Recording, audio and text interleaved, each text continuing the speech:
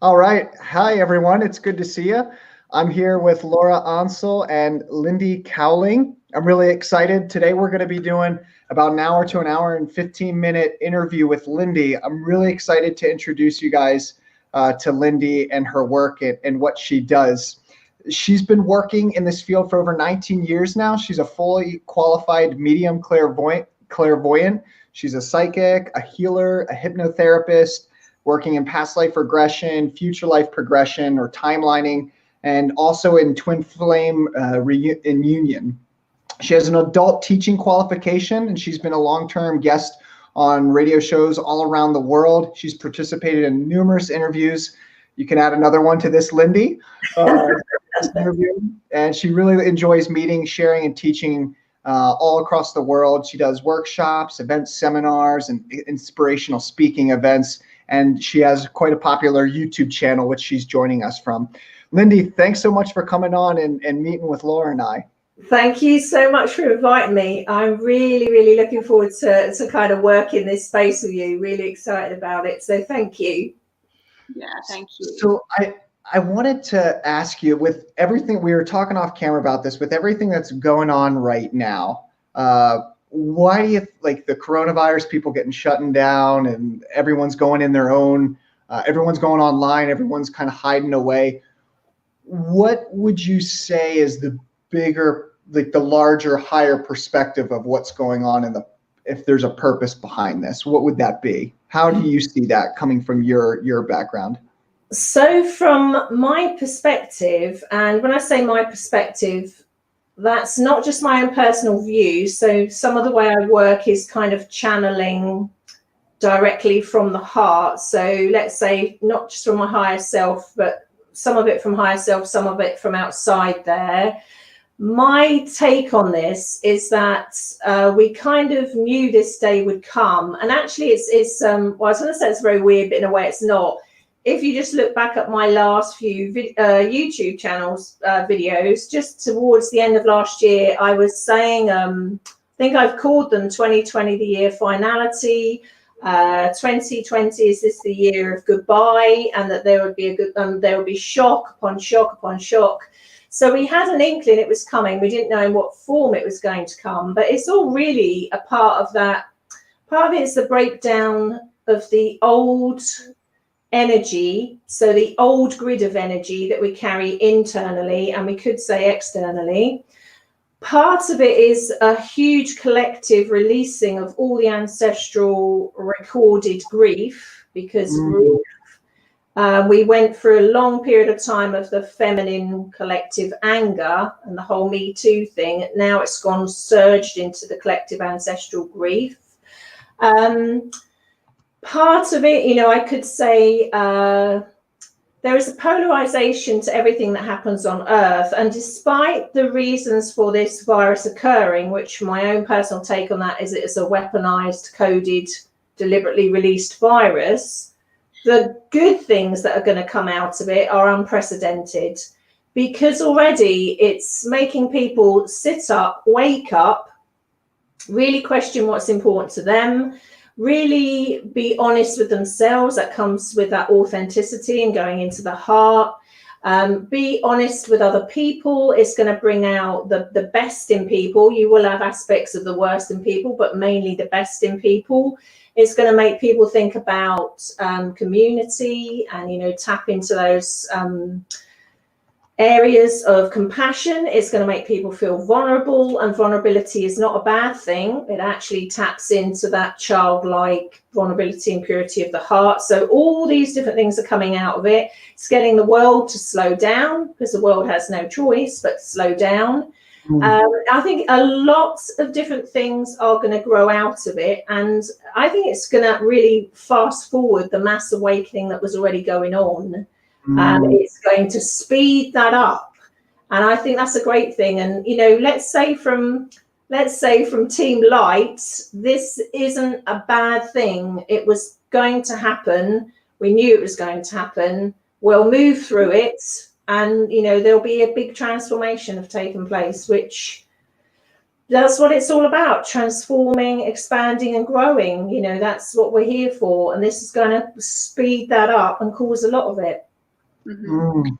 This stuff's been predicted for a while. I mean, I remember reading about it from Dolores Cannon, and I know Crayons mentioned it. Like this, for us light workers, it's like, well, yeah, we knew this was going to happen. Our lives haven't changed. Everyone around us goes, oh, I get home, and like, yeah, been doing that for like 4 years now. So nothing's really changing for us.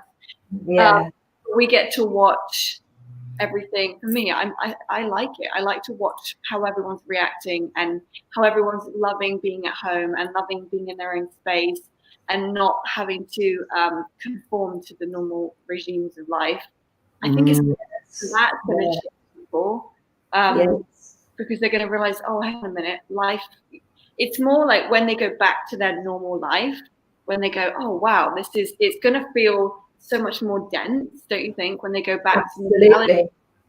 Yeah. Well, to a certain degree, they're stepping out of a control system, aren't they? That they haven't realised they've been in for millennia, and there will be a collective change of perception for sure. I think you'll get some people that lean into fear, and that's understandable. If they are people that hadn't begun the journey into the heart, it's going to be a little bit tougher because they're going to be triggered more easily into that survival response. But if you're already in the millions that are already started on that journey into the heart, your perspective and perception is just slightly different, so you find it easier from that perspective. And really the role here is, we might be in a family where one person had begun the journey into the heart and maybe 3 or 4 people in your house haven't, and it's really going to be the role of the person that had begun the journey in the heart to sort of help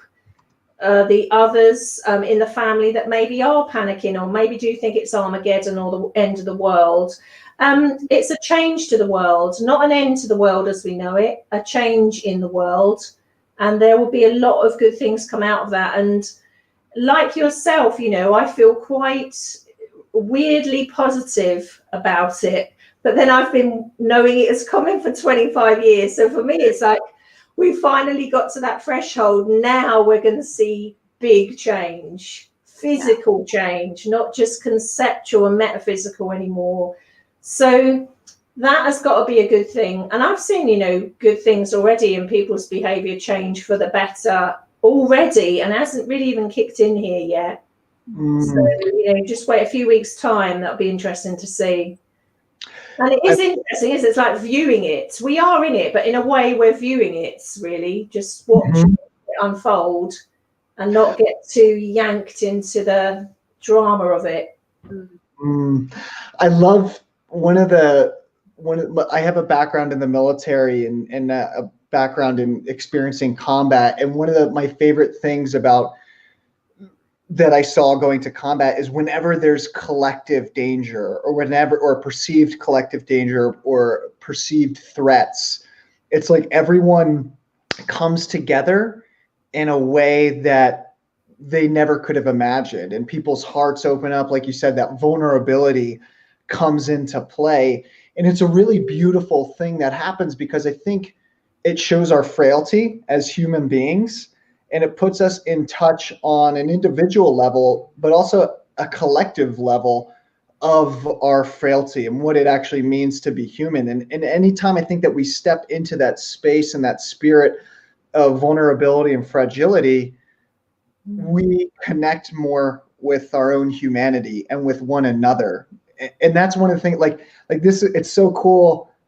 It's so cool to see where, like, when there's a threat greater than countries fighting. Like there's countries right now, like Pakistan and India, who have been fighting for years. Like they're no longer like worried about that right now. They're worried about how can we help each other as a collective species. And so despite the fear or the panic or the worry that it brings up in a lot of people, it also brings out these beautiful things where as a species, we collectively go above our normal consciousness and find a reason to bond and come together, as opposed to see that we're enemies, if that makes sense. Yeah, it makes perfect sense. It's really as if humanity is bonding together against one enemy rather than the factions within themselves. They see enemy greater than all of those enemies. And there's something about being human which we just tend to, it's just the way we're wired. We do tend to have that on the feet on the precipice before many of us suddenly get that shock. I call it a soul shock, and think, oh my God, what am I doing? Or why did I really think that was important? Why, suddenly it does. It actually causes a shift in consciousness, and it brings people together in a way they weren't together before. And, the elderly population here, the rhetoric coming out of the government is comparing it to World War II. And that's triggering a lot of the elderly because a lot of them lived through World War II. But it also reminding them of that spirit, that they all bonded together and all looked out for one another. And like I say, overall, it's early days here yet. I think amazing things will come out of this. I think it's going to be a huge shift, that people were on the precipice of going into the heart. Many of them, it's just going to tip them right into it. And I don't think it will be the only thing that humanity, I don't think this is the big one. I think it's a series of stepping stones over a period of time, but this is one of the big ones. And I'm excited to see that. I mean, obviously, on a human perspective, it's sad that people getting sick and transitioning, a certain proportion of them is part of that, but that is sad, and I totally get that. But even the transitioning is a form of transformation if they're destined to go in this timeline in 2020. But we are in extraordinary times, and yet every single one of us on the planet signed up and knew we'd be here at this time. And we will look back at these times and go, oh my God, do you remember blah, blah, blah? And that's where it led to this, and that's where it led to that.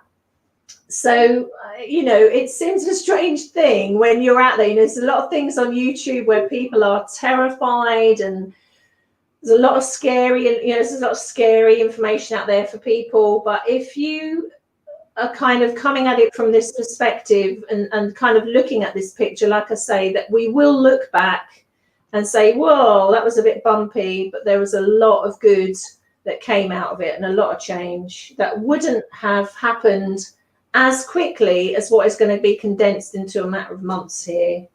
Yeah, it's like a fast track to healing. It was the same with here with the bushfires, because everyone was running around and panicking and oh my God, and I was just sat back watching everyone help each other and help the animals, which is my favorite thing, helping each other, bringing people together. And that I think it was years ago I listened to an Abraham Hicks video, and they said the love afterwards actually outweighs the event in the first place. And I think they said that about 9/11 as well. They said all the love that was put into the monuments and to help people, it actually outweighs the disaster. Yes. And I think that's the same with the virus. It's bringing people together. It's bringing people back to parts of themselves they haven't really known that was missing, probably. Including myself. There's things that I've seen in myself as well, and each other. And I think this will be one of many. I think this is, like you say, maybe it's going to be a bigger one after this. But it's slowly shifting the planet into sort of a unity consciousness, which is that's going to happen because as workers we've done so much work on ourselves. We put so much light on ourselves. Eventually, there has to be a tipping scale where humanity is going to start catching up what we've been doing, so it's kind of proof as well that we're all doing the right thing, because it's going in the right direction. Yeah, I mean, it had to get to round about approximately 60% of humanity getting into the heart, and that was achieved round about last year. And once that critical mass was reached, it was only a matter then it was going to tip. It was going to tip, but we had to. So that is really fantastic. And like you say, what will happen is anything that is unconscious or hidden will become unhidden and conscious. And a lot of those old shadow, more darker polarized elements within people, but externally will all gradually come to light. And there will be a gradual dismantling of all of that. It won't all happen in 2020, but we're on a real fast track now. We will see unprecedented change now.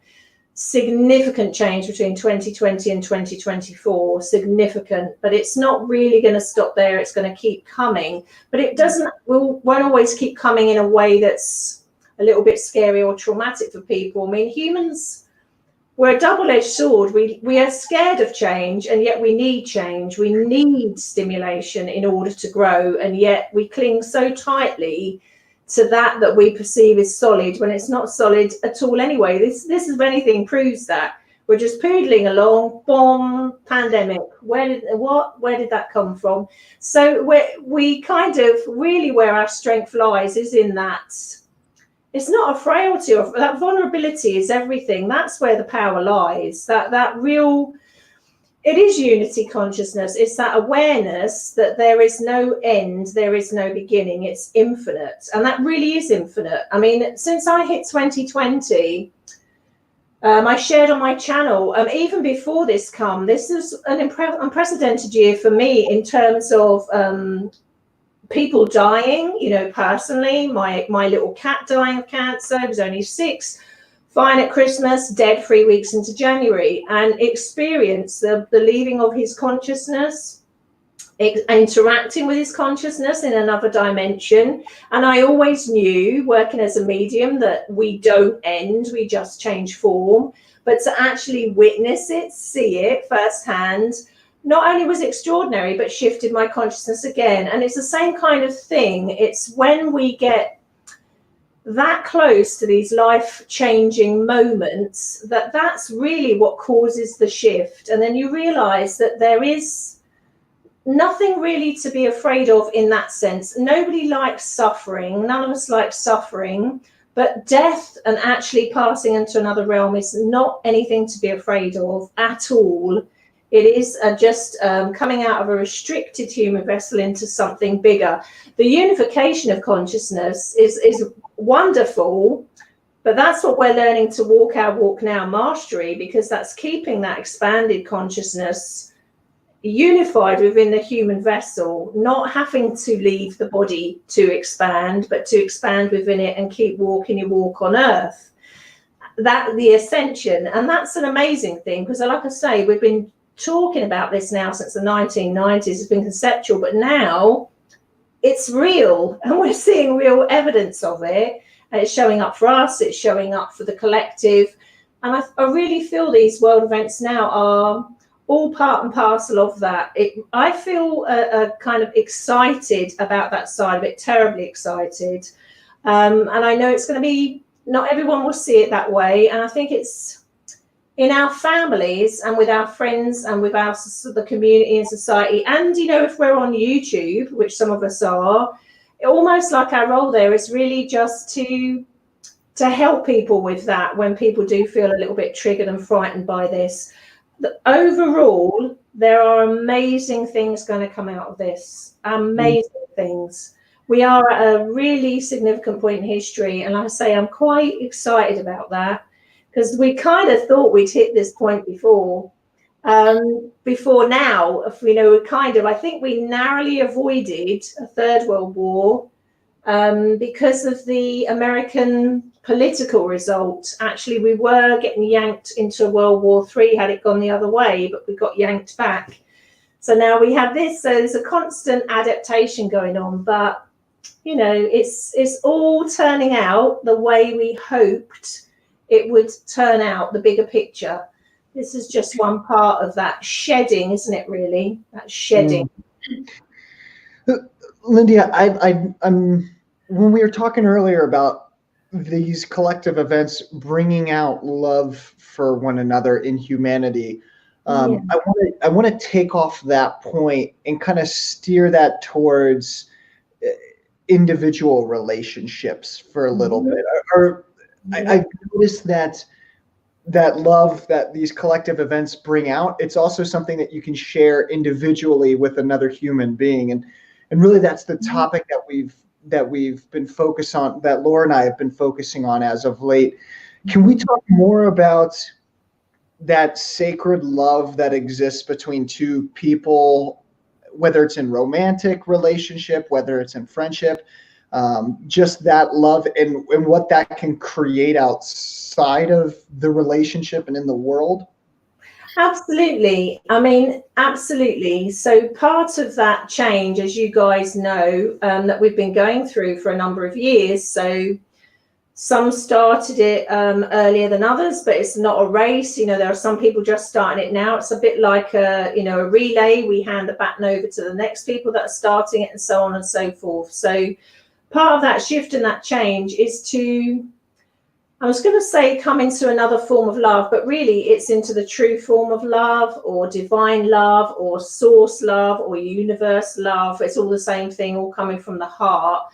And when one switches on in their consciousness to that, the way that they connect and love then is, let's say it's a creationary form of love rather than a reactionary form of love. In other words, they are running their emotions from their hearts up through their head rather than loving from the head and not really reaching the heart portal. So it's all the other way round. And when one connects from, let's say, divine love or source love, or you could call it unconditional love, same thing, from there, one can experience love, let's say, in its true form, in its non-programmed fairy tale, how we've been brought up and brainwashed form, but in its pure form, which means that you can connect with someone, fall in love with someone that you would never have actually even believed you'd fall in love with, despite the packaging, despite the height, despite the weight, despite the sexuality, despite the age range. You fall for and see and feel the purity of that person. And when you connect in that way, the love that you feel, let's say again, I mean, the nearest word we can come to it is, in our understanding in human language, is unconditional. So the literal meaning of that, meaning whatever happens, even if the person doesn't want to be with you, your love for them isn't changed by that or triggered or horrified by that.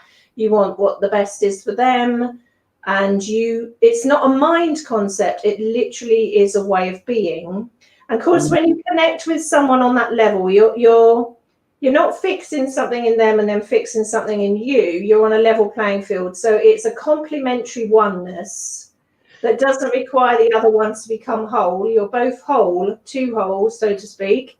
So you're both whole and you're complements to one another. So when you've reached that inside yourself, which all goes on in your heart, of course, when you're connecting in that way, you are literally able to create a form of energy. Really, you're creating creation or playing with creation, which means you can channel that into an act of service endeavor for humanity. You can channel it into a project, you can channel it into anything.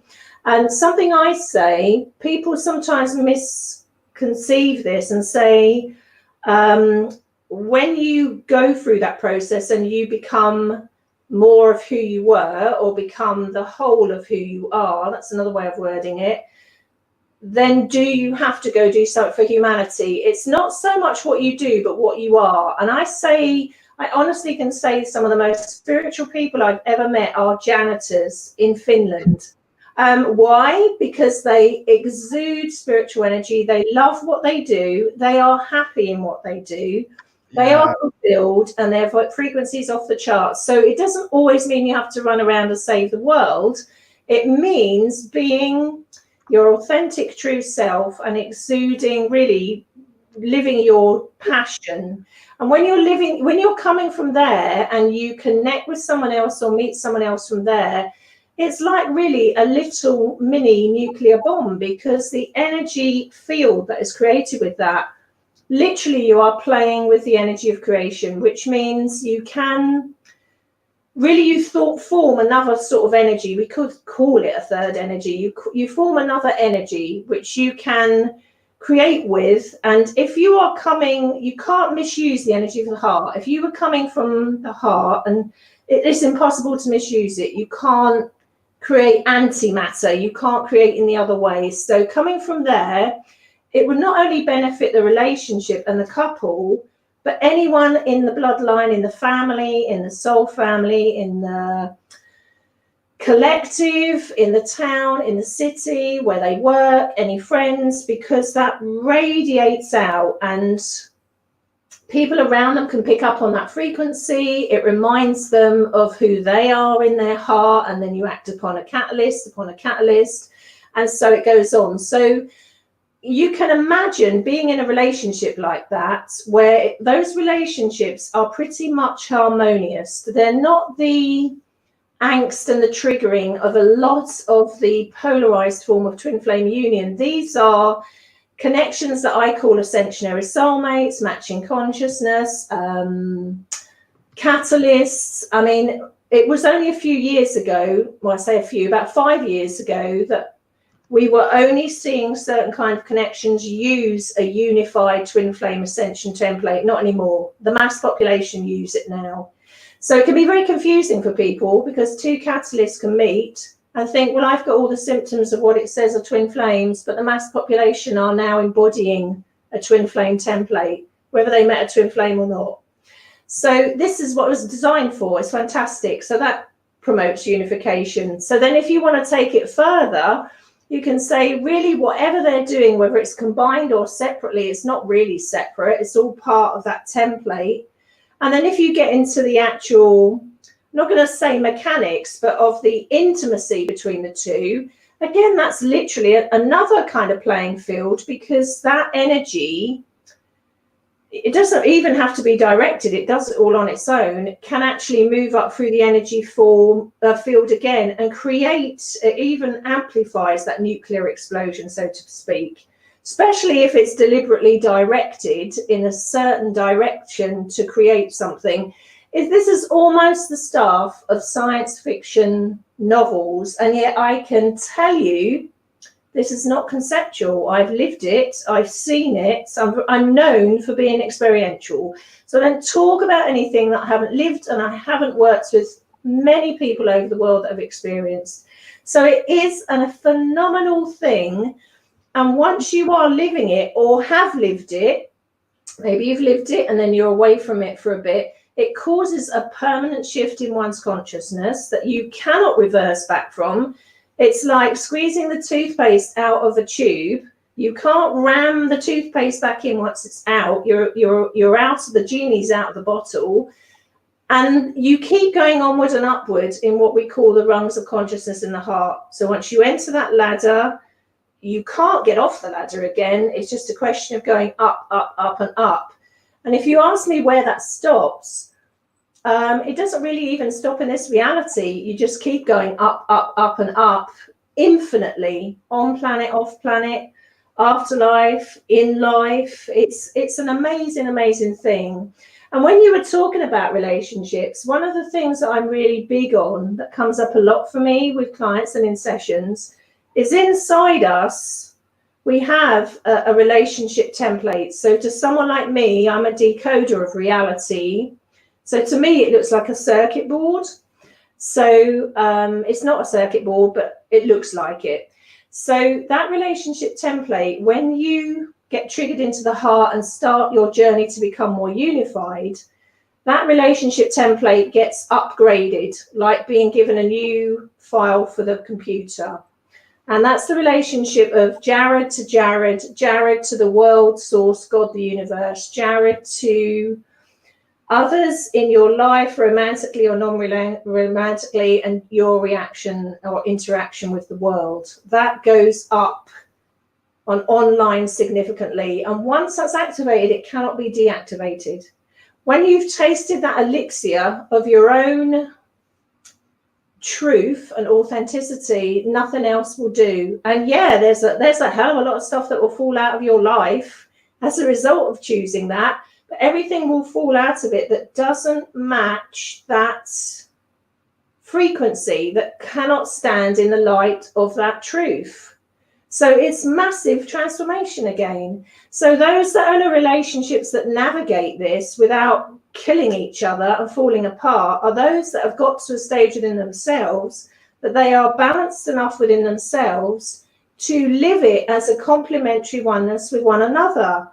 And until they reach that point, they dance around each other, sometimes on the perimeters of one another's lives, sometimes in sporadic contact, sometimes they will meet, activate one another to become unified, have it challenging to live it with one another unified, so they go and live it with someone else unified. They just carry it on, carrying it on, carry it on. So yeah, I mean, it's an amazing thing. The whole relationship, that inner relationship template is ascension. It's ascension. The relationship with you, God, source, and the universe, and expressing it with others is ascension. That's what we're here for. That's everything. And I'm sure, I mean, you guys in the work you do, you must find this all the time, that you're coming across people that are often trying to find it outside of themselves. And there's nothing wrong with finding it outside of yourselves, because that's sometimes a signpost where to look. But we're learning now that you have to find it inside. It might be something or someone outside that triggered you to look inside. But in the end, you find it, you find it inside, and then you can live it. You can live it. It's no longer a concept. Again, these are the times we're now in. Can I ask a question? Go for it, Laura. Question. Well, Jared and I were having this conversation the other day, because I brought this up to us because I was trying to get his opinion on this. I noticed that when you're in that space of consciousness, because I would say Jared and I have both had that sort of catalyst relationship where suddenly toothpaste is out, right? So what I noticed is that when you're in that energy of consciousness, when you're expanded, because being in love is really they're mirroring back to you your own level of love and consciousness and heart space. And what I noticed was that living from that space, I was saying to Jared, I was like, I don't know if I can fall in love per se, because I'm already always in love.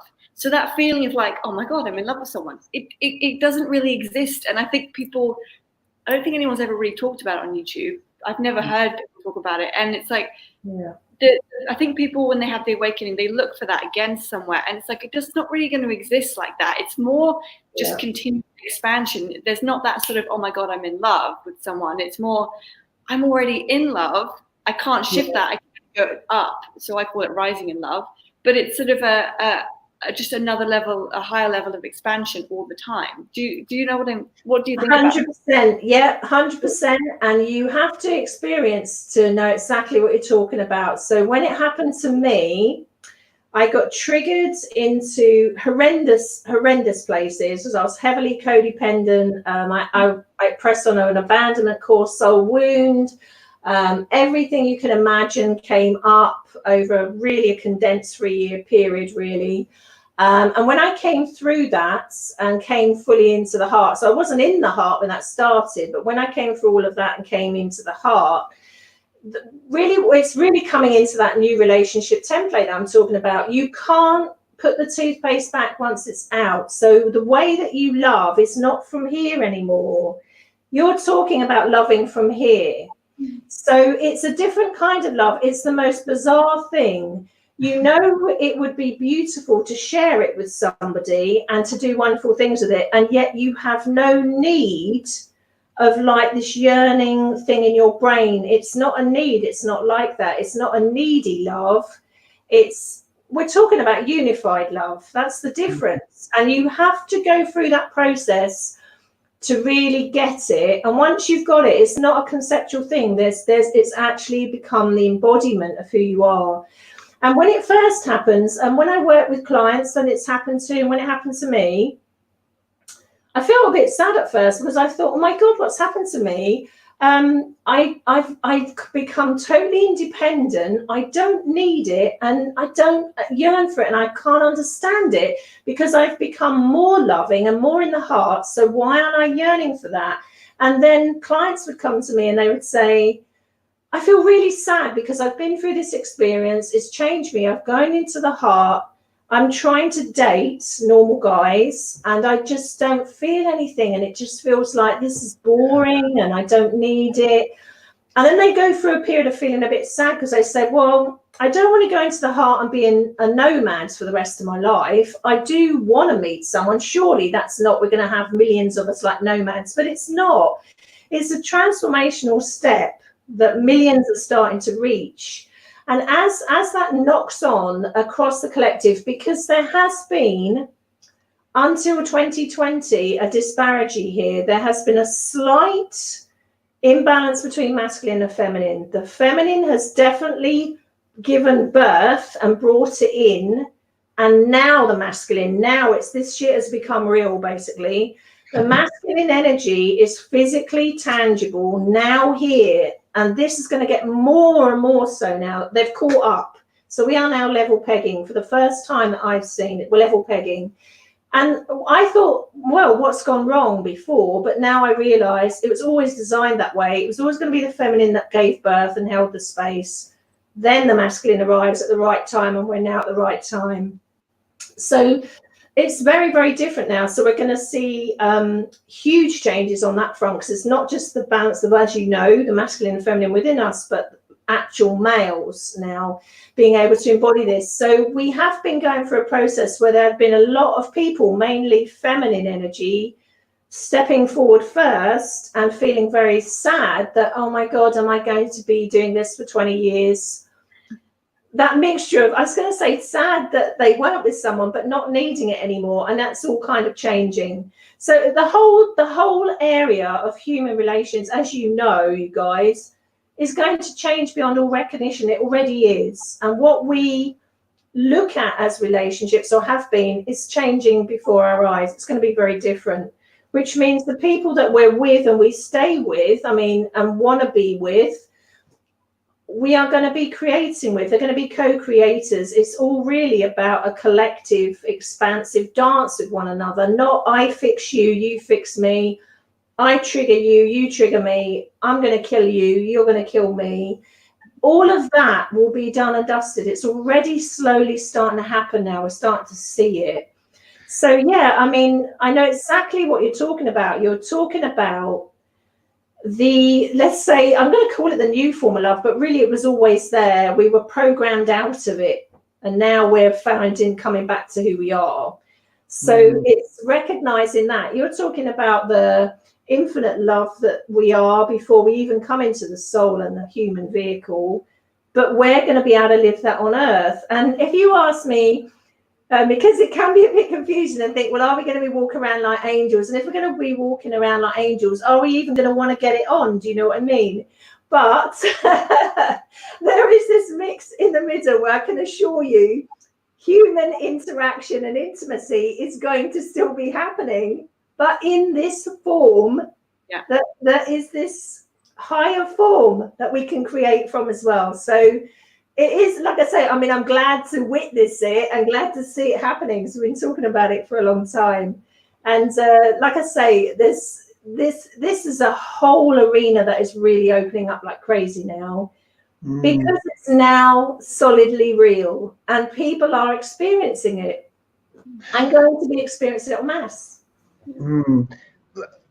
There's like 7 conversational threads that are going on in my head that I could go, like, I want to go down each one, but I'm going to go down the one that really stuck out for me the most. I loved what you said earlier, Lindy, about how we can love either from the mind or from like the heart, and the change that's happening in human relationship, and loving not from the mind but from the heart area. And it's that different type of love, that union love, that not that love that's coming from an idea. And I think that's why so many people get sad at first, is because we've been, humanity has been conditioned with all these stories since media has been around. Like you think of every Disney story, which I love Disney movies and Pixar movies, but you look at all these forms of love and we're given these ideas of love, but not act. And so I think individuals are conditioned to have these ideas of love, and then they come from the mind, and then they go into that relationship with another person, and then suddenly they realize that idea, that conditioned idea that they had, isn't actually real. And this conditioning starts all the way back to childhood. And so until you do the inner work and that inner child work, and you drop out of the ideas of what love is and what your culture or your parents or what the world has shown you, and you actually come from here, it's so much more fulfilling and powerful. But I think the transition, at least from what I've seen, because I've worked with plenty of clients who were coming from an idea of love, but didn't actually come from here. And it's sad at first coming from the idea and dropping down into the real heart, because the sadness is just us dropping down into beyond the ideas and really coming from an authentic place of the heart. But people have been disregarding that part of their heart for so long that they don't even recognize that there's all that sadness there. And the sadness is the signal that this isn't, your ideas of love aren't right. And so transitioning from here to here, it can be a little bit of a messy, sticky, sad process. But I mean, my God, I'm sure we all know how much better it is coming from that place as opposed to our ideas and conceptions of what we think love is, sacred love is. Absolutely. And I think until we go through something like that, which we know now you can be triggered into this process by another person or more than one person. Sometimes a near-death experience, sometimes it comes out of left field and there was no one triggering it, but it just happened, like the event that we're going through now will trigger more people into the heart. And when you begin that journey, it's so hard. I mean, I would never have understood, and I've been working, let's say, in the light worker industry for at least 10 years by then, before going through the massive spiritual awakening. So I knew the conceptual ideas, but I mean, I was working in healing, but having that massive shift in consciousness into the heart changed me permanently forever and changed everything. So until it happened to me, I really wouldn't have had any idea about that. But it does change you from the inside out. And there is a lot of shedding, just like we referred to the virus now, what's happening now is a mass shedding of things.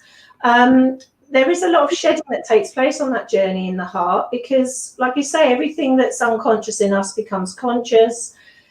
Everything around us that is not really coming from that same place seems to we kind of vibrate out of it, and there's all these sorts of things going on. But I think it's the most exceptional and important shift of humanity. There is no ascension without heart and consciousness, and there is none of that without coming into relationship. There's no ascension without coming into relationship with yourself, inside yourself, and then you live it. And yes, other people get us there. So in my life, my God, I've had a lot of love in my life. I've been very lucky when I look back. In my journey into the heart, really, when I look back, was 2 soul connections, 1 spiritual catalyst, twin flame union. And on the back ends of my life now, if there is anybody that comes in, because I'm in that space now where if they do, they do, they don't, they don't. It will probably be what I call matching consciousness, ascensionary soulmate, something like that. I won't really care what the label is, won't matter.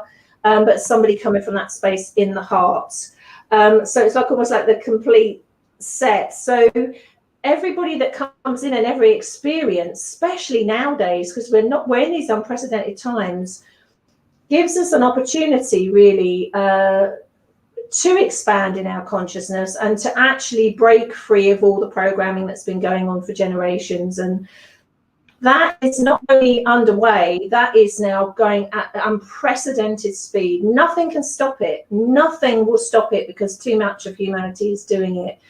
So we are literally relearning and remembering what love is in each form. And even that can be confusing for people, because lots of people, I mean, I make you laugh.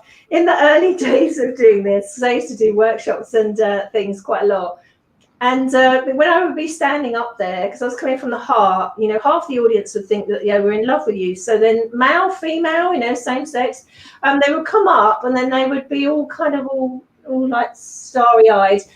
And luckily, because I'm the way I am, I never took it personally. And I just said, no, you're only feeling what you're feeling because it resonates with your heart, and you can feel the love, your love in your heart, and that's why you're feeling it. Doesn't mean to sound your connection, doesn't mean to sound your twin flame. It means that it's stimulated your heart's activating a bit. And of course, as the years, so that can be confusing for people, because they'll feel it and feel like, is that is they twin flame because they've caused the heart activation? And it can be very confusing at first, but I've had heart activations by listening to a piece of music, just spontaneously in meditation. If I really need it, I don't really need it so much outside of me now, but if that is called for, someone or something comes in from left field and just boom, there we go again, up again. But it is very confusing for people, because they automatically assume if something really unprecedented is happening to their heart, it is a twin flame. But then in a way they're not wrong, because they're using the twin flame template, which is an ascension template in which to open the heart. So they're not really wrong. If we get it down to break it down to semantics, everybody is now able to use that template inwardly to open this way. And, you know, we have to be, you know, tread this line of being not too analytical, because we can analyze something to death. And, you know, this is all about feeling and emotion and spirit as well. When we connect with someone and we know it isn't, let's say, just the divine love, but this is someone we can have a future with, spend time with, create with, we love them across the board and want to spend time with them, we're the first ones to know it. There's not really that confusion there. It's only confusing when you don't really feel many of those things, but you think, oh my God, why is my heart going crazy? And, you know, I've had clients on my books that are heterosexual, that have had this with somebody of the same sex, and it's completely confused them, because I've said, I don't understand it. My heart goes crazy. It's changed my life, but I don't feel attracted to them. And I don't want to be with them that way, but what is going on here? And it can be, you know, there's loads and loads of things going on, but it's all part and parcel of this amazing time that we're now living in, that's been getting faster and faster and more. And where we used to see this now and again, this is happening en masse now, mass heart activations and mass awakenings. So it is going to be a very different world that we're left with. If we fast forward in about 20 to 30 years, we won't even be having conversations like this then, because the population here will be conscious. They'll be connected consciously with people, choosing from their wholeness to that person's wholeness to connect and create and live it and love it from there. And we're really coming back to where we started, right at the very top, but doing it in human form, hence ascending in the human body. So it's kind of an exciting time to be alive, because it's working. And nothing can stop it working now. It's gone too far. It's nice to see the balance come in, because I know that when I sort of had awakenings throughout my whole life, but the main one was probably like 4 or 5 years ago. And what you're saying about the men and the women, it kind of felt like, well, hang on a minute, all the women are awake, but the men are asleep, which means what? We just had to wander the world all the time and just wish that we could be, you know, connect in that way. So now we're finally seeing that sort of balance, which is really nice. But I love what you say about people being in your presence and saying, I'm in love with you, you know, I love you, because I've not had it as to the extent of you, but I've noticed it. And a friend of mine pointed out the other day and said, oh, I think that person really likes you. And I said, no, I just think they like themselves when they're around me. That's all it is. Because when you're in the presence, like I said that years ago, when you're in the presence of someone in alignment, you see who you really are reflected back. So when they're in the presence of someone like you, who stands there in that light and in that open heart space, suddenly their heart's open and they go, oh my God, who is this amazing, beautiful woman? And it's like they're seeing their own selves reflected back to them through you. And it's so amazing to offer that to people and to see them light up about who they are when they're in your presence. That's an amazing experience. You literally get to see the moment someone just falls in love with themselves for a second. It is, and that's where we come back to, really, as you go through this process, it's the gift that keeps on giving, because it doesn't just keep on giving to you, but everyone you're connected with. and you literally act as a catalyst upon others. And even like I say, us three working together like this now will create some kind of catalytic template, not just for one another, but actually, hopefully, anyone watching this and tuning in, it will cause a kind of template within itself. Because they're kind of singing from the same hymn sheet. We've kind of, I think all of us had some actual experience. We've experienced what we're talking about. And something about that experiential bit of it seems to be everything, because it actually seems to lock it into consciousness. It's not a concept anymore. It's part of who you are.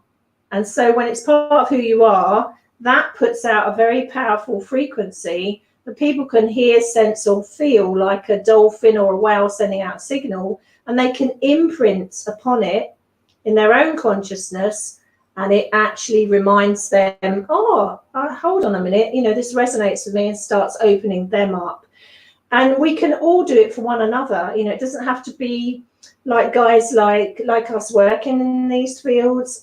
Anyone can do this when they're coming from that space within themselves. You know, like I say, whatever they're doing, whether they're a janitor, a road sweeper, you know, whatever they're doing, whatever role in life, it's if wherever they're coming from, if they're coming from that heart space, they act as a natural catalyst upon others. And that, and again, can be very confusing.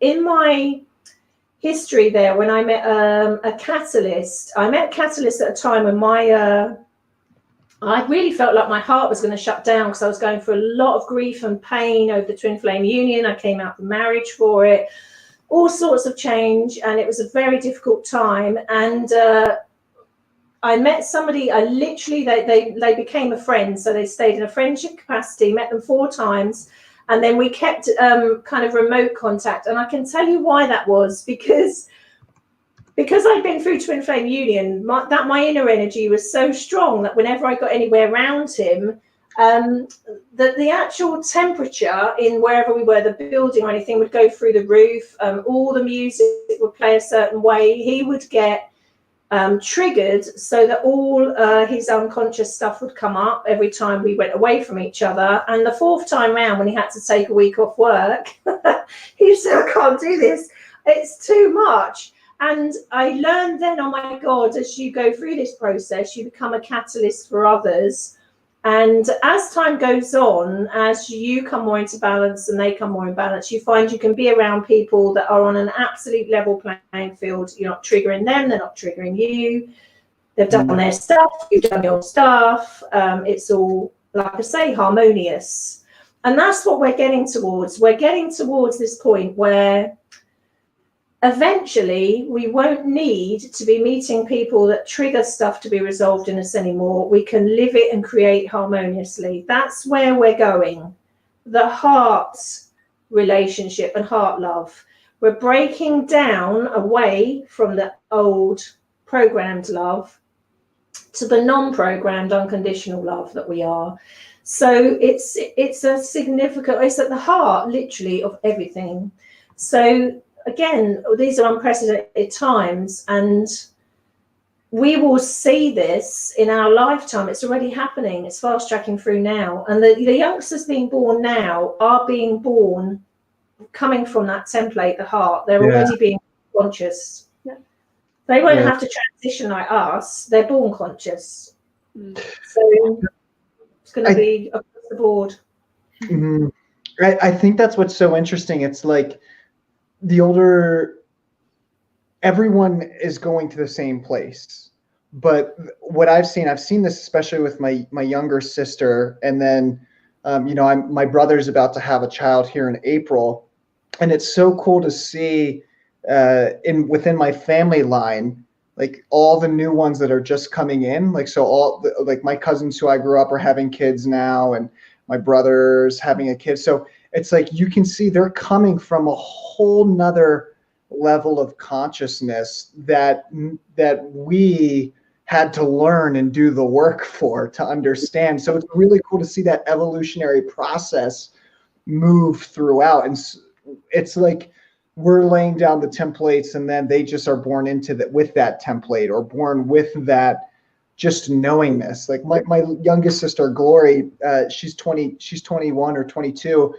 And it's so funny because her and my dad always go back and forth in a joking way. And sometimes she's just like, Dad, how do you not know that? Like, how do you not know that? And my dad's like, Glory, what are you talking about? You're crazy. But then my younger sister, she's like, no, that's just common sense. Like it's just common sense. So like what's common for the newest, youngest generations that are coming in around like love and emotion and connection, it's like the older generation is still learning. And that's definitely what I've seen in my own work. Some of the clients that I work with who are older, I'm amazed by their level of disconnection with themselves and with each other and with the world. And I'm just seeing it. And I'm like, oh my gosh, I can't believe you guys, it's like they're living in the Stone Age emotionally from where I'm coming from. Yeah, it's years and years of programming. And of course, when being older and going through those processes, I wouldn't say, well, I was going to say it's slightly more challenging in that there's just more habitual and stuff to break down. They've had more years on planet Earth to be running in a programmed fashion, and kind of, so there's a lot of unlearning that takes place there. What I really love about the times we're in now is that it's all so fast and so natural. And again, before it happened to me, I'd heard of things like unconditional love and thought I kind of understood what it meant. And then when it happened to me, and with me, it was a very painful process actually, because it wasn't just nice feelings in the heart. I was like rushed into hospital twice with, they thought it was a heart attack. The pain was incredible. And they said, well, it's really weird. Your heart's doing crazy things, but it's not a heart attack. And they kept wiring me up. And I thought, oh my God. And I had a couple of this went on and off about 3 or 4 times in 1 year.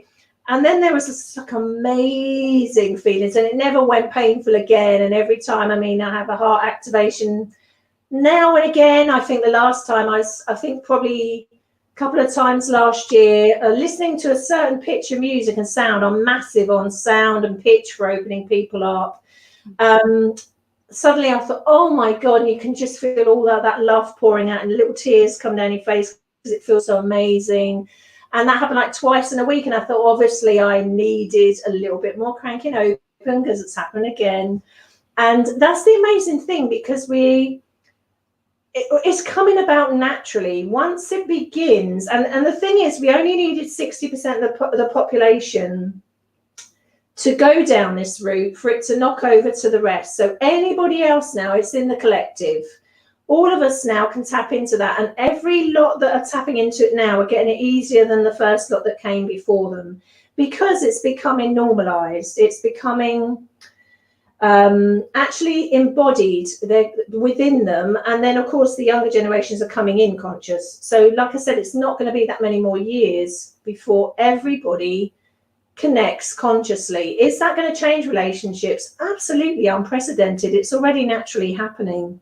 Because we will be in relationships because it's something that we are consciously choosing to be in, rather than programmed in, railroaded in, desperately wanting someone to fix something in us, or them want to fix something in us, and vice versa.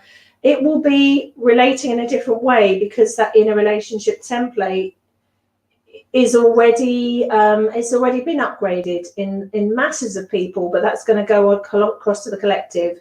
If you ask me if everybody will be on board for this, not everybody wants to be on board for it. Some people will carry on the rest of their life or their timeline in a, let's say, in a programmed form of relationship. Does that mean they don't love the person they're with? Absolutely not. You've got people that are with each other 70 years and they still love each other. And, we could almost get into the conversation of what is love.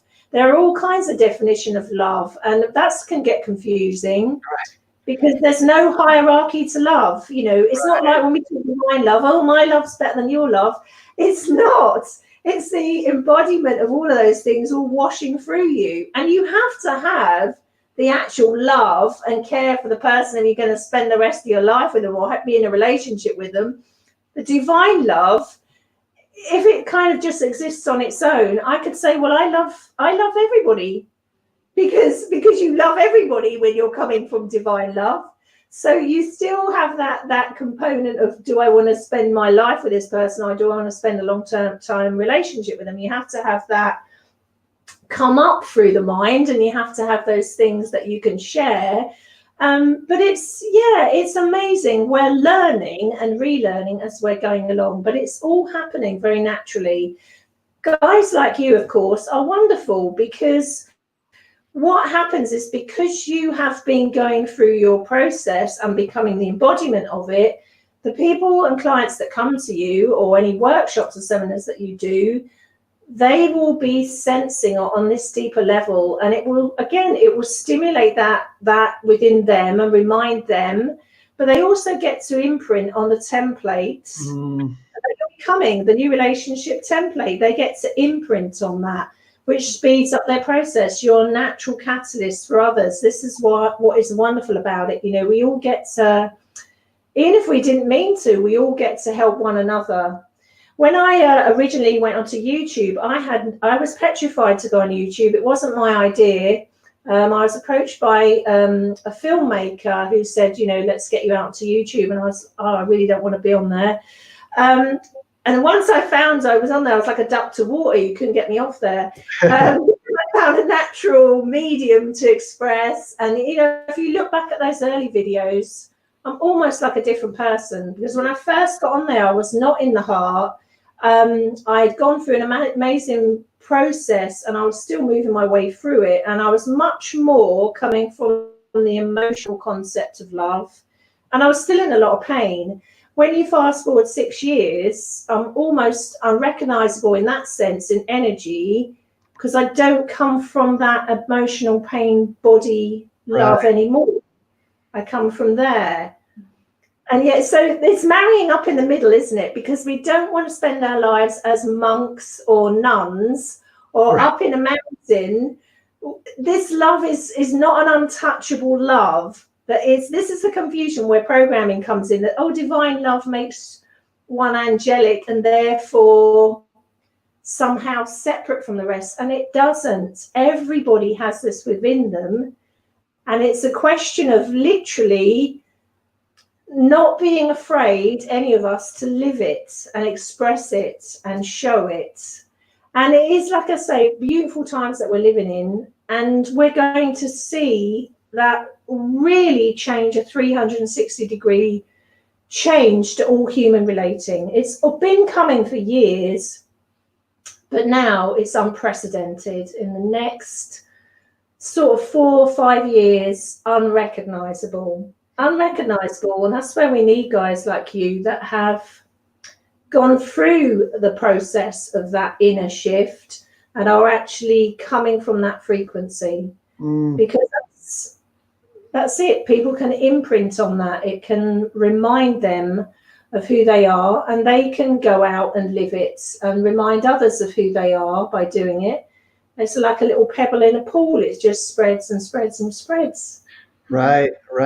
Well, it's so interesting to me, because it's actually, as a coach and as a worker in this line of work, it actually sometimes gets even frustrating for me, because I'll activate people in their hearts and they won't know up from down, left from right. And, you know, sometimes they'll want to, like, they don't know how to interpret that love. And I'm like, well, the Greeks had 6 different words for love. There was like agape, unconditional love. There was familial, which is that love for your family. There's like 6, 7, 8. There's so many words for love in other languages, but our English language doesn't have too many of those. And so sometimes when I'm working with individuals, or before I'm actually even in the coaching healing relationship with them, they're getting triggered and activated in ways where I'm just like, it's just like, okay, yep, like I see. So it's funny, because doing this work, it's not easy at times in that sense. For me, it can be incredibly frustrating at times. I've thought about just leaving it all together, just because I'm like, okay, I have another client who's wanting to try to sleep with me. I have another potential client who's wanting to, who's getting triggered and upset, and they don't realize that my heart is just triggering all their trauma to the surface. And so it's like, if you're doing this work, at least in my experience, and now I also have great clients as well too, but every single day it's just like some new energy that's being tossed at me that I have to learn how to manage and work with. And so I'm always really on my toes with this. And it's intense, but it's exactly what the planet needs right now, because emotionally, we've placed such a high emphasis on science, technology, engineering, and math. Like STEM is everything.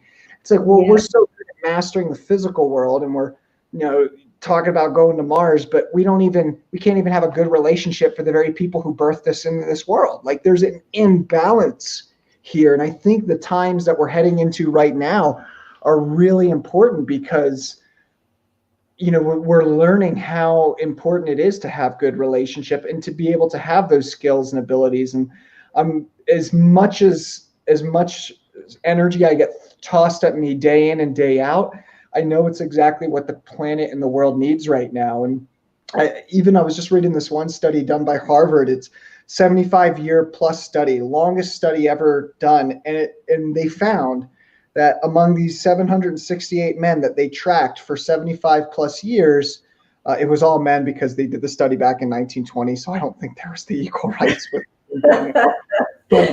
but they found that with all those men, some of them had went up the social ladder, some had went down, but the key characteristic, the finding across the board for the 75-year plus study was human well-being comes down to social relationships, social community, and your relationship with others. And some of them were really rich, some of them were really poor, some of them went up and down the social stratification system, and all down across the board, it was human well-being comes down to your connection to the community and the relationships in your life. And so I see these and I'm like, well, why aren't we focusing on that? Like, why don't we have, why aren't we teaching emotion classes in school? Why aren't we teaching people how to relate and to connect? And even all the research says that soft skills determine like 70% of where you get a job, not your qualifications, but we don't really place an emphasis on that. So it's really exciting to come into a time where I think that more feminine energy of relationship is being honored. And I think there's no other choice. Like we've as a species, we've been tearing apart the planet. I don't think we can go on any longer without learning these relational skills. Absolutely. And, really brilliantly said also by Mal, and I'm sure Laura will back me up with this, is that for a while now, we've really needed someone like yourself, an embodiment of this energy in a male. And it made me laugh because I know exactly what you mean, because the masculine in the role that you're in, there is very strong feminine program in almost like elevating someone, especially a male, to a guru status if they feel they are being seen and understood. And I think I once brought a video out on this and said, once, what happens to a lot of feminine energy is that if they feel they've been seen or understood, they can kind of misconstrue that and kind of elevate someone up, especially a masculine figure, into a guru-like status. And so we need genuine guys like you that are becoming the embodiment of this energy and exuding that, to be kind of, let's say, a genuine role model. And almost like what you're describing there, which is lovely to hear, is you're describing the difference between people coming on to you almost sexually, programmed and sexually from that, and the attraction to someone from the heart. There's a very difference between sex and intimacy, as you know, and connecting from the heart and intimacy, and from the waist down sex. And so a lot of what you're fending off is the waist down sex, which is quite funny, because I have to say it, not all men are as honorable as you.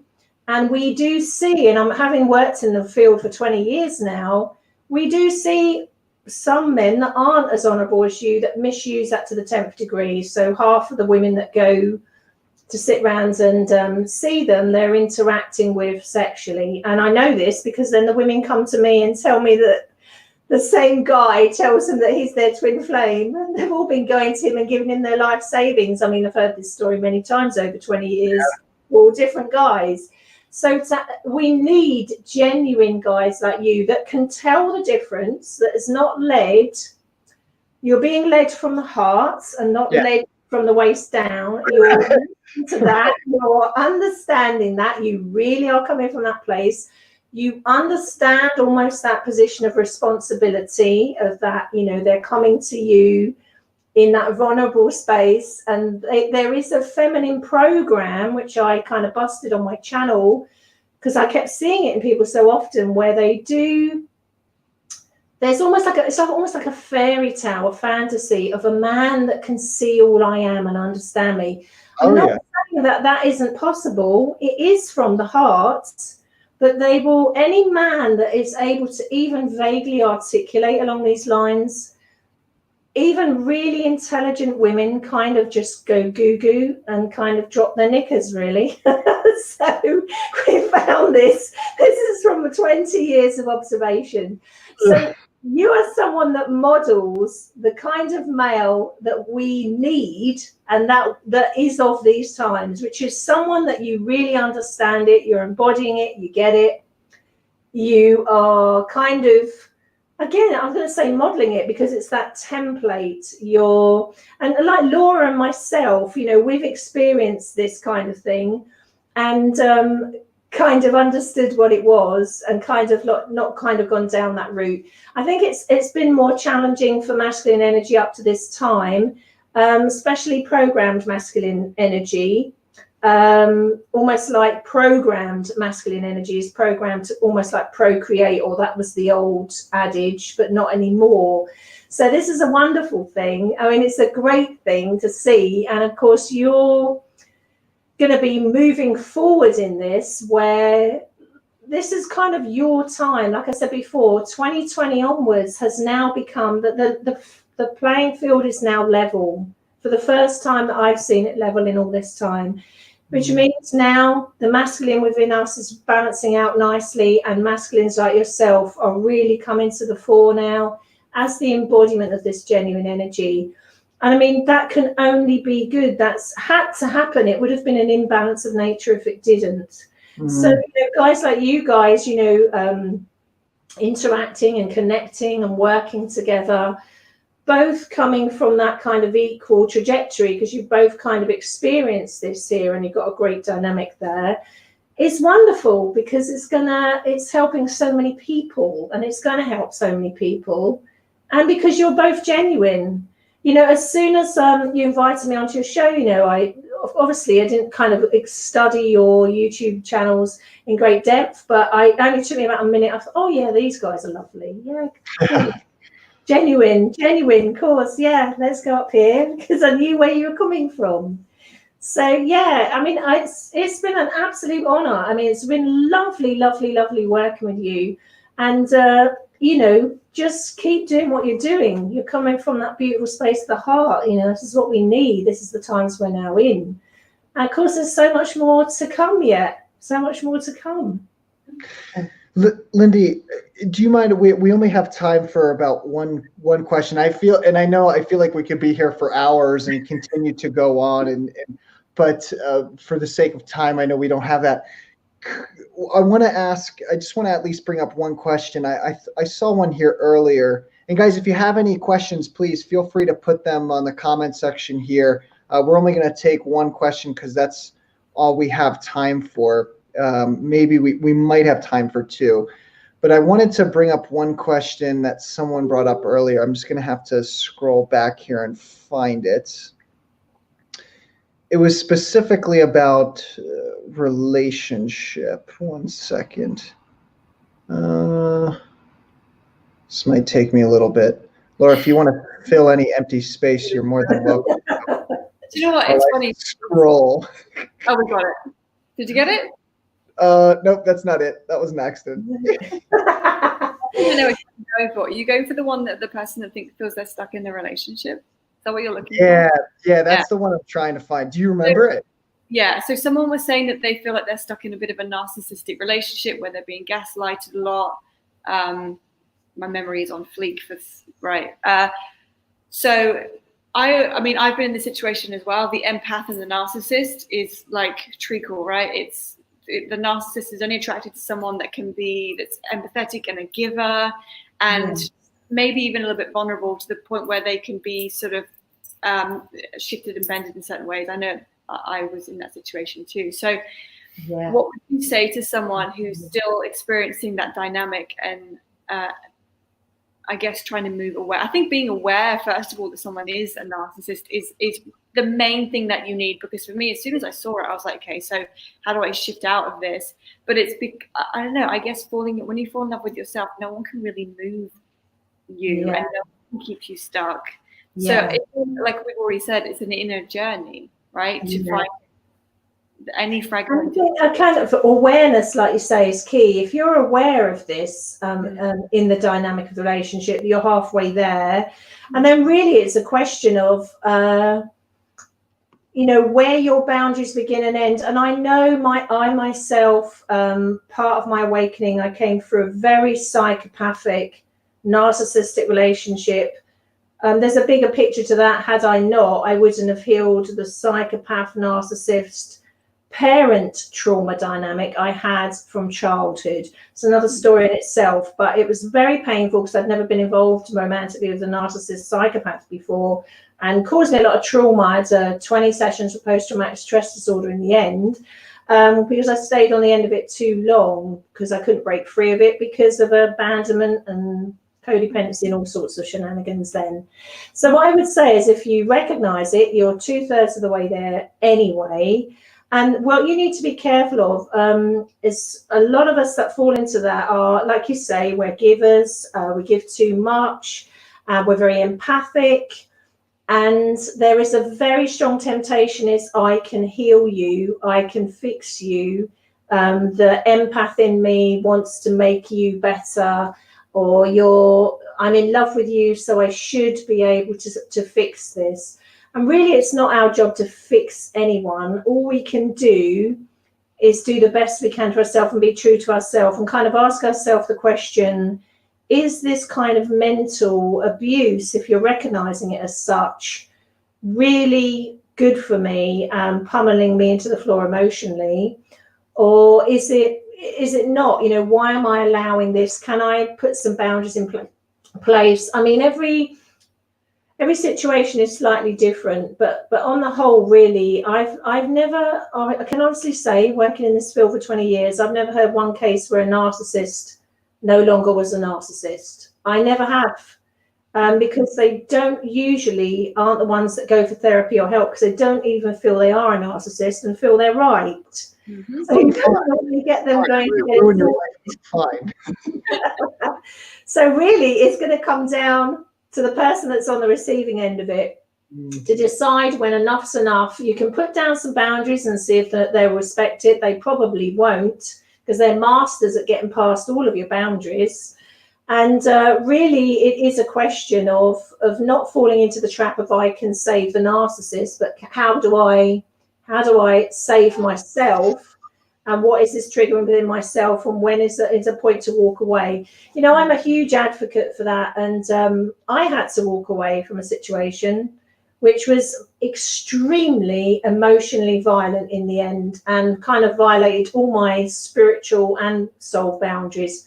Yes, good came out of it in the end, but it crucified me as a human being and almost pushed me to a breakdown because I left it a long time. So if you get to a point where this can't go on any longer, you could reach out to someone like Laura, you can reach out to someone like Jared for help. But at the end of the day, if it's going to require practical change in order to keep you in a safe space and being true to yourself and kind of learning about yourself, then sometimes we just have to do that. If it's not safe for us to be there mentally, emotionally, spiritually, then it's not safe. Someone I will say, I don't usually give shout outs to people. I've never worked with him, but I've known of his work for about 10 years now, who is a great channel to watch. I don't think he's doing one-to-ones anymore. He's too busy. Is someone called Richard Grannon. You might have heard of him from the UK. He specializes in narcissism. He's got hundreds of YouTube videos up there for free, because he lived it and he went through it, and it kind of battered him emotionally. And my goodness, he's come out the other side and developed all sorts of things to help people, but a lot of it he does for free. So it's worth this person that's kind of like emailed in giving that a look, because it's nice hearing from that perspective as well. Yeah. Lindy, thank you so much for coming on. But before we close up here, because we only got 5 minutes left, what is one message, if you were going to go beam up back home or wherever you come from, if you were going to beam up today, what would be the last message that you would share for humanity? I would say, no matter what the odds, no matter what the circumstances, no matter what's going on around you, do the best that you can do to just be true to yourself and really come into your heart. And I know sometimes that's a journey and you can't do it overnight, but just be true to yourself. Take a chance on yourself. Really, the relationship you have with yourself is going to be the foundation to everything. And I'm not talking about a self-obsessed, narcissistic-y relationship. I'm talking about really learning who you are, really loving who you are with all the things that you perceive as your imperfections. Just be true to you, be true to your heart, and that is going to see you through the rest of your life. That's beautiful. It's a great message. Lindy, thank you so much for coming on again. What programs are you running and where can people find you? So probably the best place to find me is on my website, which is www.lindycowling.co.uk. My email's on there. You can find me on my YouTube channel under Lindy Cowling, or on Patreon as under Lindy Cowling.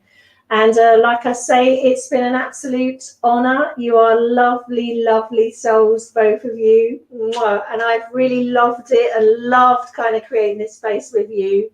And you're doing great stuff. So keep on doing what you're doing. It's been an absolute joy.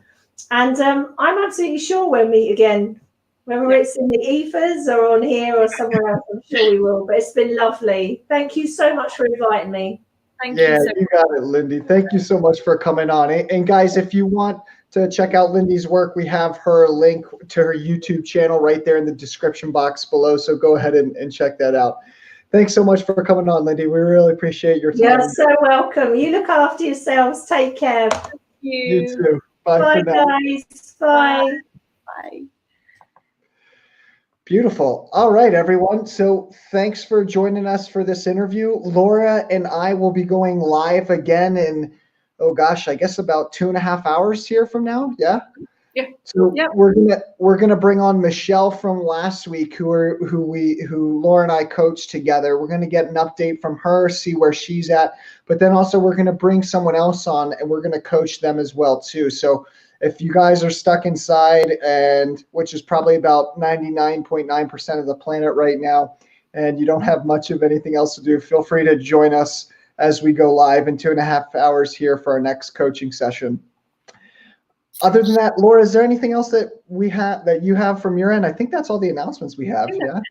That's it. I mean, we'll be back. We're keeping everyone company when they're in. Yeah. There you go. Beautiful. All right. Thanks so much for joining, everyone, and we'll see everyone in about 2.5 hours from now. And we'll see you soon. Bye, guys.